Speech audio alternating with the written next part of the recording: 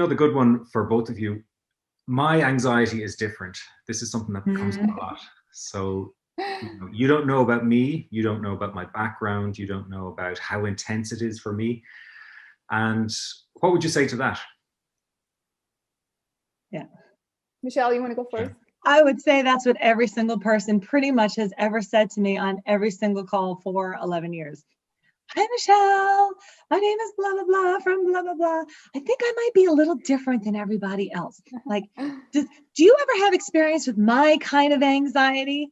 Right? You get that one? Of course, right? Of course. Well, what about GAD with a touch of pure O and a slight PTSD with a combination of, and it really doesn't matter. And I know I sound like a jerk sometimes on the calls, but you're not special. And it's nice to hear you're special in other parts of life, but sometimes it's nice to hear that on call like this, where it's like, you're not special, or I actually have a health concern, or there is something going on in my life, like something did happen and I'm having anxiety. Like, do I use DARE differently? Or there's no possible way.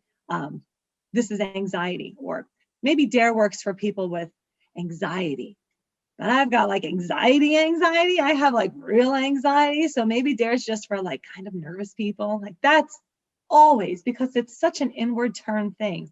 We're so aware of this feeling. We think nobody could possibly feel this feeling and get help from a book, and that's pretty much how everybody starts. Unless did I miss something? That's usually that idea of like, I'm different, I'm special, I'm unique. My anxiety is a little bit different.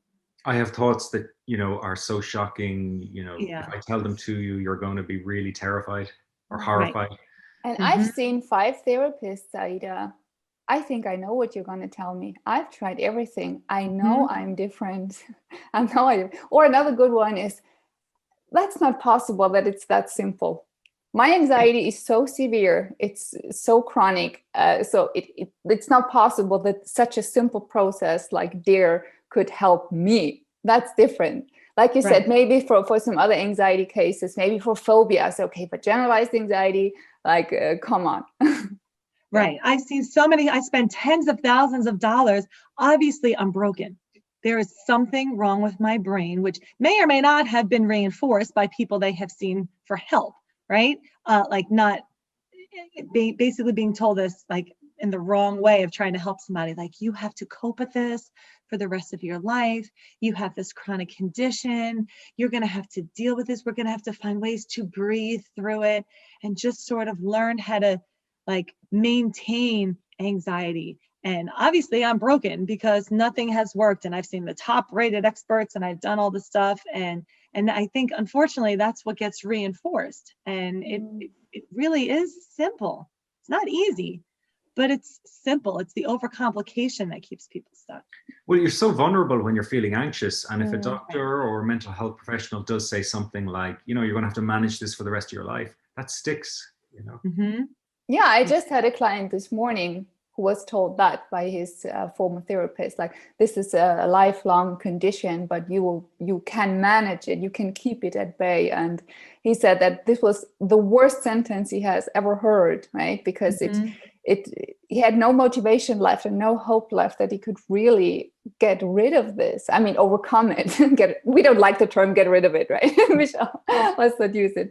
Overcome this, and so that you can really heal for good. And that does not mean that, okay, you will just reduce your stress levels and you will do self-care only to not experience anxiety again, and stuff like that, people, therapists, or many therapists, not all, but a lot of the therapists teach, like managing anxiety. And this is really not the case. And I really want to point that out and be very clear about it. We have thousands and thousands of people who have overcome their anxiety for good and are not sitting at home and waiting like, oh my God, I can't do this because then I get anxious again, right?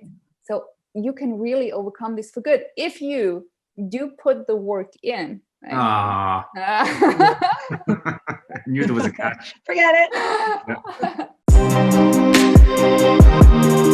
Yeah.